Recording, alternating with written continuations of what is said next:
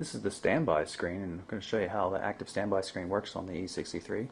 See, if we use the D-pad, we can move up and down through the various items and left and right through the user-definable menu shortcuts. We can also move down to this little indicator here showing that we have to define our voicemail mailbox. Little notes like this pop up for inbound messages, voicemails, things like that. One of the great things about the E63 is it supports Nokia's new mode switching home screens. Just by selecting this shortcut on the active standby screen, you can switch to a totally different setup, different theme, differently configured shortcut icons, all sorts of good stuff. So you can have one for work, one for play. And all it takes is a couple seconds to switch over. S60 smartphones like the E63 support true multitasking, so you can have applications running in the background. The way to see those apps is to hold down the home key and then you can scroll through the various apps. You can see I have Nokia Maps loaded running in the background already. Pressing the home key again will get you to the standby screen or once more to the main menu. You can also see, if you look closely, the tools item is a little circle up there. That means that there's an application in there running, and in this case you can see it's actually the Maps application. You can also kill the application just by hitting the delete key and then saying yes. Pull up the web browser.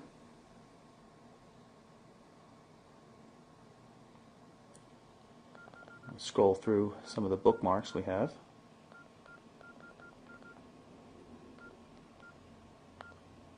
Bring up the mobile burn site. This is connecting through AT&T's network. You can see it comes up pretty quickly. Move the mouse pointer around with the D-pad. When you scroll quickly, you get that little overview so you can see where you are in the terms of the total length of the page.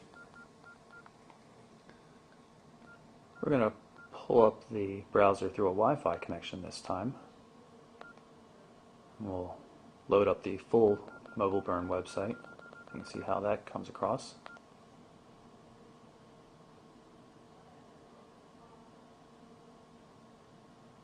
Wi-Fi connections work pretty well. It's a WebKit-based browser, so it's just like the iPhone in that regard, except the 320 by 240 pixel display has a tougher time, showing enough usable information. So you have to zoom out a bit in order to see what's going on.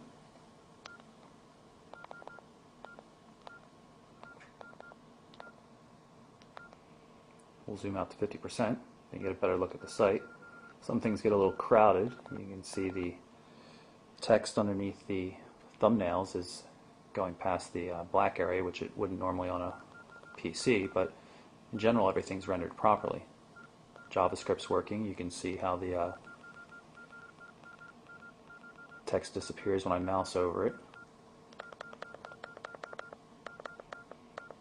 Can switch through the tabs just like you would on a PC. Flash ads working, all that kind of stuff. Click through to one of the stories.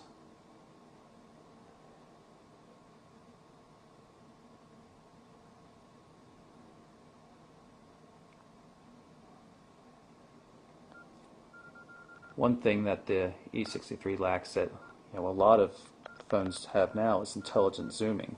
Without the touchscreen, it's difficult to just be able to tap somewhere and automatically zoom to fit the column width. So it takes a little bit more work to read, but in general, it does a very good job of rendering the site. You can see this is pretty easy to read.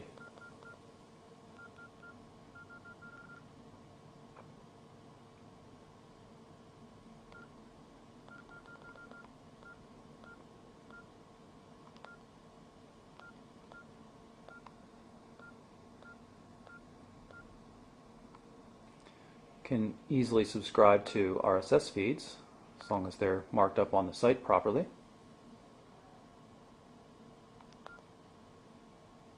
Pull up the feed now.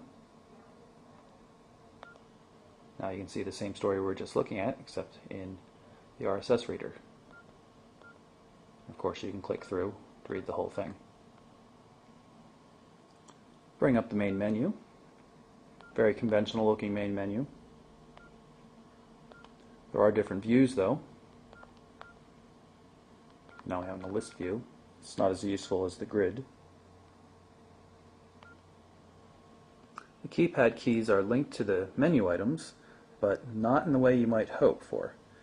Now you can see I'm going to pull up the Office menu here by hitting 5, but in order to do that, make it work, I actually have to hold down the function key here. So I hold down the function key and hit the 5 button, and then that menus for Office is automatically opened.